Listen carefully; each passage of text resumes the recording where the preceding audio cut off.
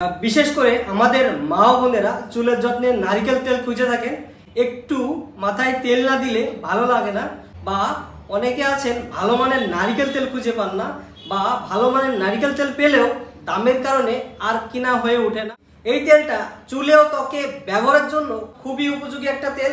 আমি যদি তেলটা ঢেলে দেখাই, দেখেন এটা কিন্তু আমাদের হিট প্রেস কোকোনাট অয়েল। এই তেলটা লোহার স্পিলার মেশিনে ভাঙানো, এর ফলে চমৎকার একটা সুঘ্রাণ হয়ে থাকে এই তেলটাতে।